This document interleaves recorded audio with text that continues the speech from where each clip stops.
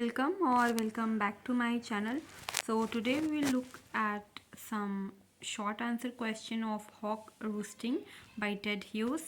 So first of all, hawk roosting. तो hawk जो है एक काइंड ऑफ बर्ड है, ओके, और रूस्टिंग मतलब वो रेस्ट कर रहा है, ओके। हॉक जो है वो क्या कर रहा है, रेस्ट कर रहा है, और रेस्ट करते करते वो नीचे देखता है, और वो पूरा पोएम उसी के बेस पे, ठीक है। From whose perspective is the poem narrated. तो ये जो पोएम है वो किसके पर्सपेक्टिव से ये नरेट किया गया है। The poem is narrated from the perspective of a hawk. ये जो पोएम है वो हॉक के पर्सपेक्टिव से नरेट किया गया। जैसा कि मैंने बताया है कि हॉक जो है वहाँ पे रेस्ट कर रहा है एंड वो नीचे देखता है, और उसके बाद ये सारा पोएम स्टार्ट होता है। तो ये किसके पर्सपेक्टिव से है, हॉक के पर्सपेक्टिव से। What is the hawk's attitude towards its prey. तो हॉक का एटीट्यूड क्या रहता है अपने प्रे को, यानी कि शिकार को लेकर। The hawk views its prey as mere object for its consumption, demonstrating a sense of absolute power and indifference.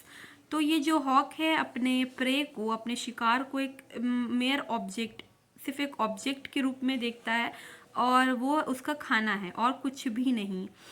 वो कोई भी जानवर हो, कुछ भी हो, वो सिर्फ और सिर्फ उसके खाने के लिए है, और उससे उसको कोई लेना देना नहीं है। ये क्या डिमॉन्स्ट्रेट करता है, उसका जो एब्सोल्यूट पावर है, ठीक है, उसके अंदर बहुत ही ज़्यादा पावर है। ये इस चीज़ को डिनोट करता है कि कोई भी मेरे सामने आए, no matter who are you, तुम कहाँ से आते हो, नो मैटर, वो मैं हॉक हूँ, I have the absolute power. तो मेरे लिए सिर्फ तुम एक ऑब्जेक्ट हो, कंजम्पशन, यानी कि मेरे खाने के लिए तुम ऑब्जेक्ट हो। You are nothing more than that. Where does the line "I kill where I please because it is all mine" reveal about the hawk's philosophy? What does the line? ये जो "I kill where I please because it is all mine" ये किस चीज़ को reveal करता है, hoc की कौन सी philosophy को रिवील करता है। This line highlights the hawk's belief in its inherent right to dominate and control its environment, viewing the world as its personal possession. तो एक लाइन है, I kill where I please because it is all mine. वो कहता है कि मुझे जहाँ दिल चाहता है मैं वहाँ मारता हूँ, मैं उसे मारता हूँ। क्यों? क्योंकि ये सब कुछ मेरा है। तो ये क्या हाईलाइट करता है, उसका जो इनहेरेंट राइट है, यानी कि उसको समझ लीजिए कि उस राइट को उसने इनहेरिट किया है। मेरे पास वो राइट है, हम डोमिनेट करेंगे, उसको कंट्रोल करेंगे, ओके।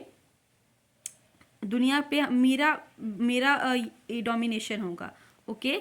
और ये जो वर्ल्ड को वो कैसे दिखता है, ऐसा लगता है कि उसका पर्सनल पोजीशन है, उसका पर्सनल की ये सारी दुनिया है। How does the poem use imagery to convey the hawk's power. तो इमेजरी को कैसे पोएम में यूज किया गया है हॉक्स के पावर को दिखाने के लिए।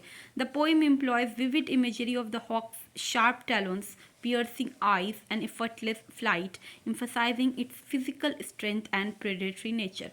कि ये सारा जो चीज़ होता है, उसके एकदम नोकीले नाखून होते हैं, पैर होते हैं, आँख जो होता है एकदम गहरा होता है, और वो जो शिकार करता है एकदम तुरंत से करता है। तो ये सब उसके फिजिकल स्ट्रेंथ को दिखाता है, और प्रेडेटरी नेचर यानी कि शिकार करने वाले नेचर को दिखाता है।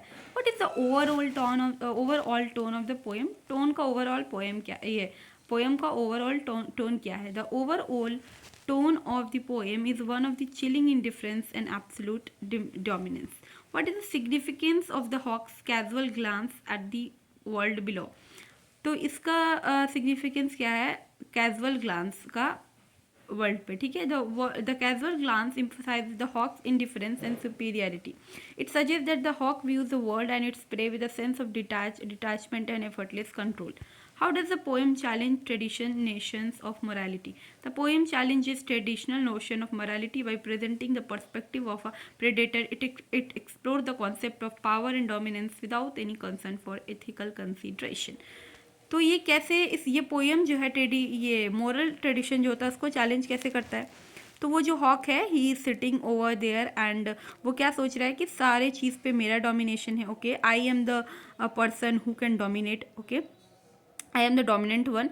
और अब जब इंसान दूसरों के बारे में फ़िक्र नहीं करेगा, जब कोई चीज़ इतना डोमिनेंट हो जाए किसी पे कि वो सामने वाले को देखे ही ना कि वो कौन है, बस मैं हूँ शिकारी and I am the one, I am the king. तो ये एथिक्स से खिलाफ है, ठीक है। ये एथिक्स के खिलाफ हो जाता है। तो ये जो है मोरल ट्रेडिशन को इसी तरह चैलेंज करता है। What is the impact of poems?